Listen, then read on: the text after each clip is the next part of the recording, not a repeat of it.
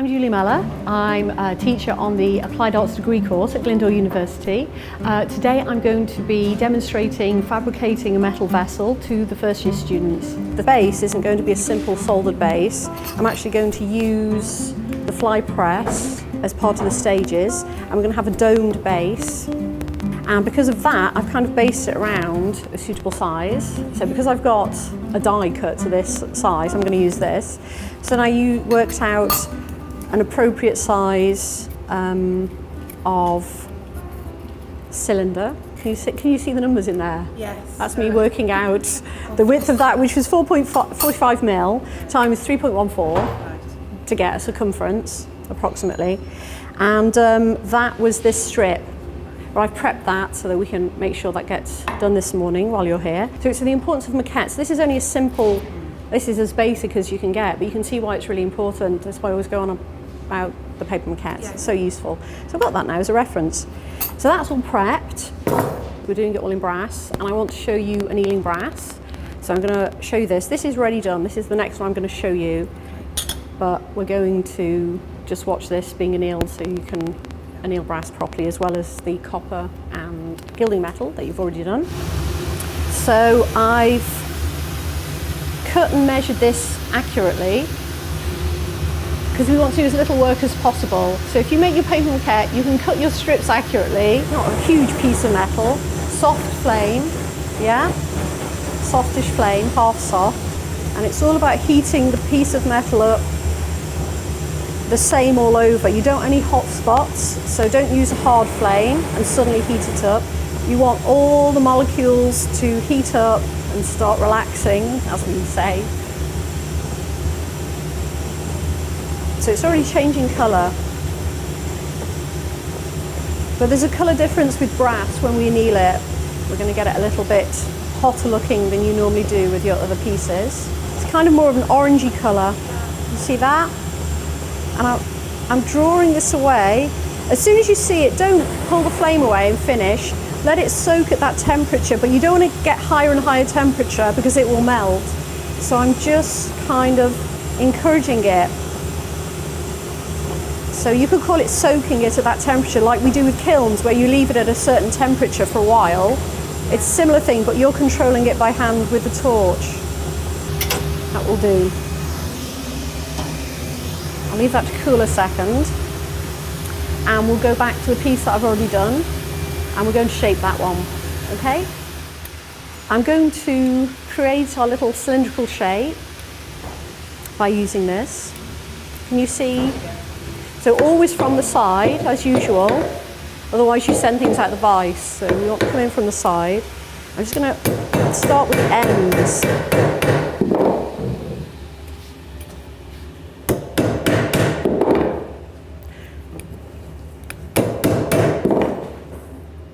I'm looking to get this vertical so that the two match. The main thing is going to be the ends again. I can form the shape again afterwards, that's not a problem. But I want to get the ends right.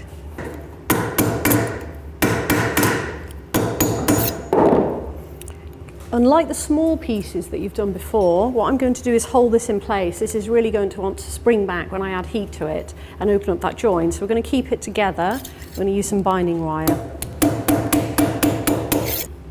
And the thicker you go with your, this is 0.9 mil sheet. So the thicker you go, the more you'll notice the difference in if it's not accurate. Because this is tapered, obviously. And so I'm following this line. I don't really want to follow the shape because this is going to start making a tapered cylinder, and I don't want that. Yeah. So now I can bind it, and we can solder this one now. So we've got our borax, which is a flux. I'm going to put this on first, and then I'm going to hold it together with this binding wire. The solder will run where the flux is. So if you're neater and not as messy, then hopefully you won't get solder everywhere. So I'm going to put two pieces on it. I'm going to put a little bit in the end here, a little twist in the end. And this will help you tension it. This is really useful. This is the little thing that you forget and you wonder next time why it hasn't maybe hold something together as well. You don't always have to do it, but especially on a cylindrical shape, this is really, really useful. So what you want is to get it really close. There's no point if there's lots of kinks and things in it, because they'll just expand when you heat it, and it'll be as if, and it will get bigger, the wire will, and the thing will open up anyway. So you want it really close. We're going to make it closer in a minute. If you get some parallel pliers, this will help. You can grip that. Oh, yeah. You see that? Yeah. If you grip that, we can tighten that. You can tighten this side also. You see why it's useful? You can tighten or loosen those sides. So like with everything, with soldering, everything super clean. So that's clean, that's borax, that's protected. When you come to the solder, I'm going to use hard, and just check it, because if you just come to it fresh, if it's your workshop, you can look after your stuff how you want, but it might not have been used and it might be out in the atmosphere, and because it's mostly silver, so it's a metal, it can get dirty and oxidize. So you can either just put it in the silver pickle or give it a little rub with some wire wool. Just make sure that's clean. Make sure it's rolled a little bit thinner, it's going to be easier to cut with your snips, yeah? So I'm going to use some hards. We'll take this over to the hearth, these bits. I'm going to heat the borax, then I'm going to put some tiny bits of solder on, and I'm going to heat from underneath, and I'm putting the solder on the inside so there'll be less cleaning up on the outside. Also means that I can get to it. You could put it either way. You put it on the outside and try and heat from underneath. I'm going to sit it like this, put it here and heat from the outside. So to get at it, I'm going to use this trivet. I'm going to pre-cut some solder.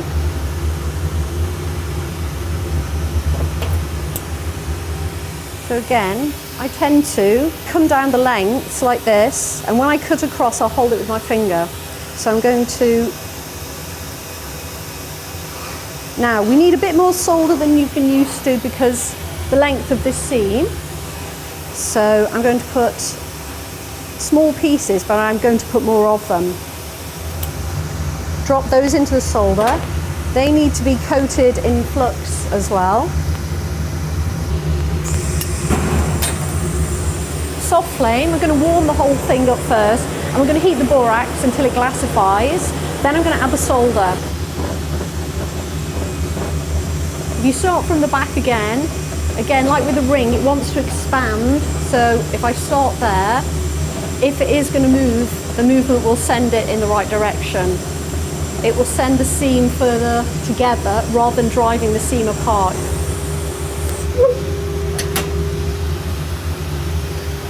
So that's where it's now. It's got bubbly, it's sunk down again.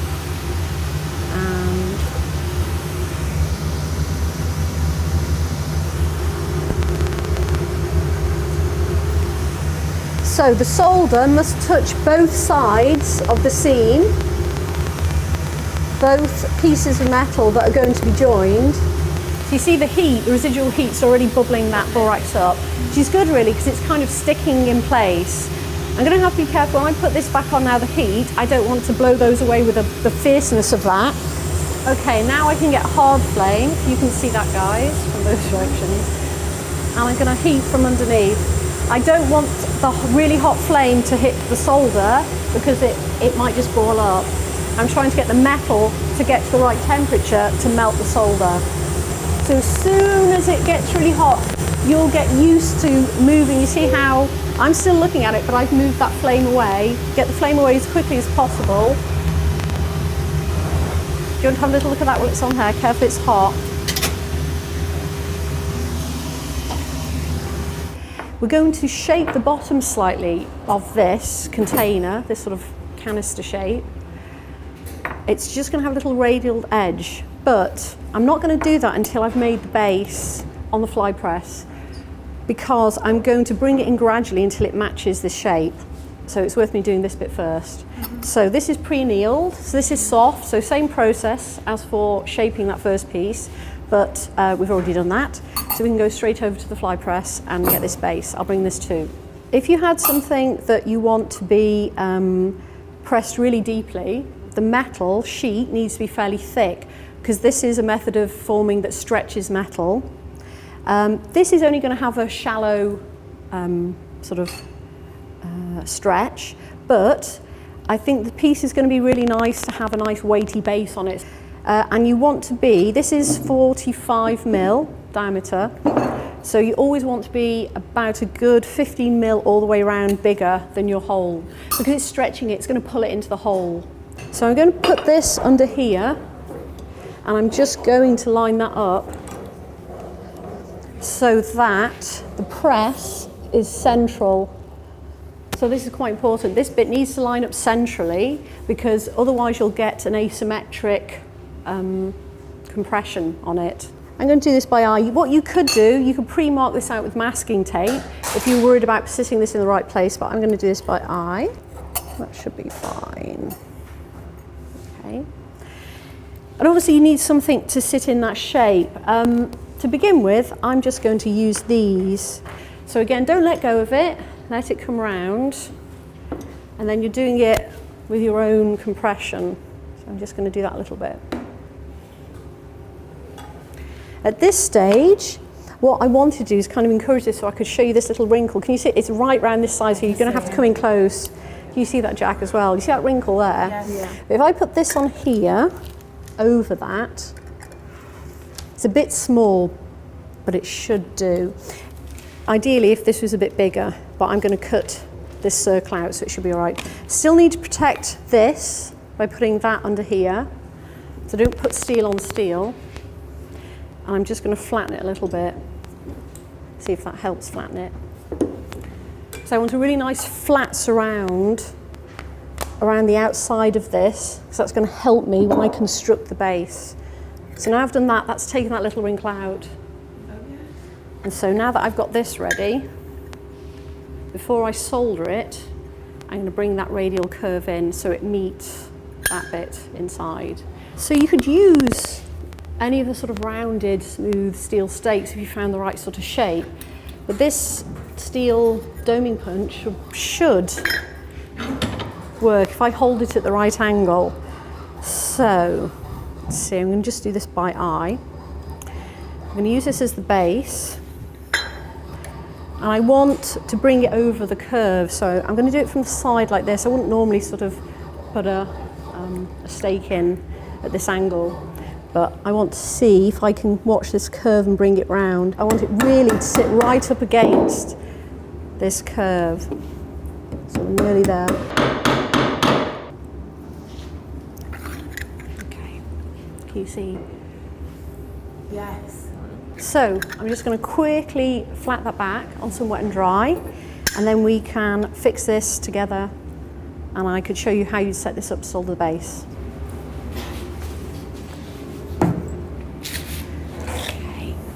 So, just a little sprinkle from here. So, a little bit of water on the wet and dry, figure of 8.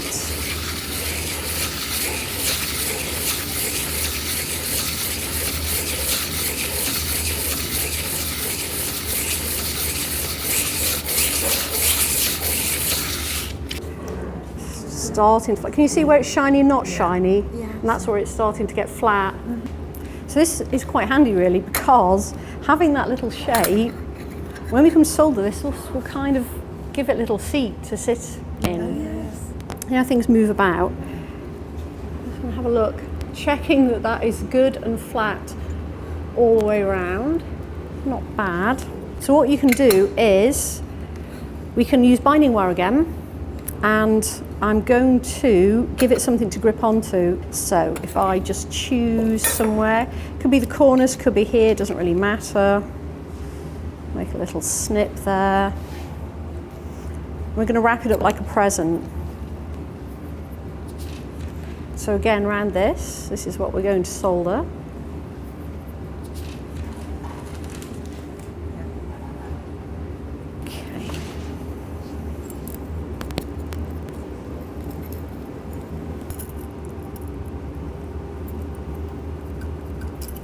So same thing, going to heat and have it raised up so I can get at it from both angles. Okay, they're prepped. So again, going to heat this, add those like last time.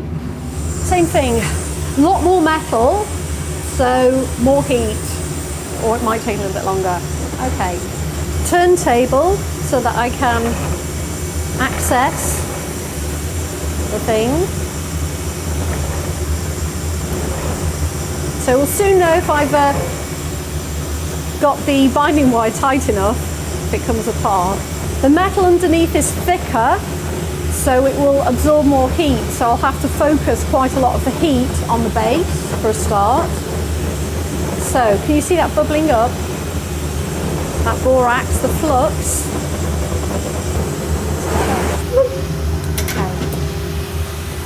So you can see where the borax is, it hasn't changed colour, but you've got this really nice dark oxidisation elsewhere.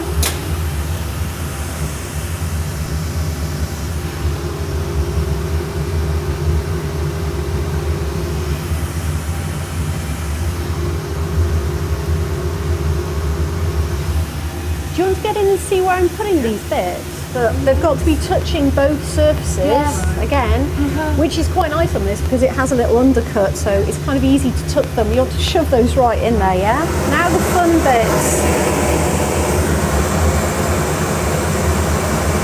Direct the heat where you want the solder to flow, but you're always looking for the temperature of the metal.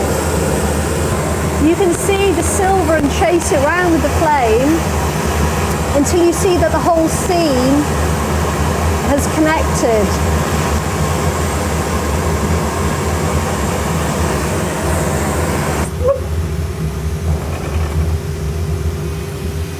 I think that's it. And what you're looking for is to pull that heat round so that it all joins up. Leave that settle a little bit before I pick it up. So if you want to have a quick look now before I cool it and we pickle it, if you see where's still that lovely gold brassy colour, that is where the borax has kept it clean for soldering.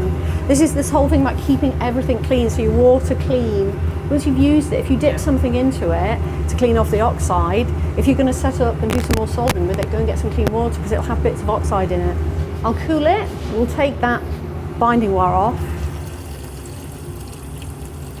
So let's get these off, the present wrapping, and that is cleaned in here. So what we're going to do next with that is I'll wash it off, start cutting the base, and then that piece will be ready. That apart from all the finishing and the sanding and everything, that will kind of be it for this piece.